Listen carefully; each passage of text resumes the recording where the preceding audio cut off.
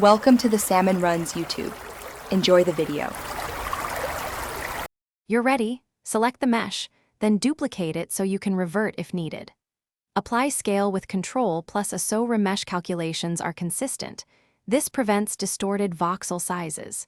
Now add the Remesh Modifier from the Modifiers tab, or switch to the Object menu and choose Voxel Remesh for uniform topology.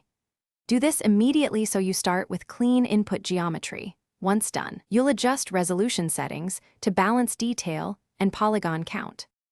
You now fine-tune the remesh. If using the classic remesh, increase octree depth to capture small features. If using voxel remesh, reduce voxel size for higher fidelity. Toggle smooth versus sharp to control edge retention. Choose smooth to simplify or sharp to keep creases. Enable preserve volume so the silhouette stays accurate while topology changes. Make incremental adjustments and preview often, because small changes in resolution drastically affect polygon count. You're finishing up.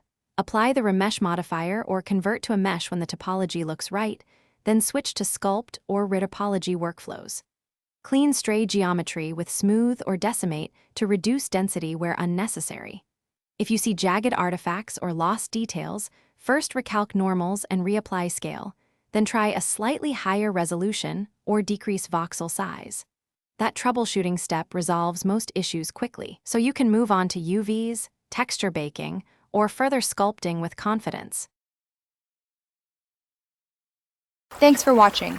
Consider subscribing if we helped you.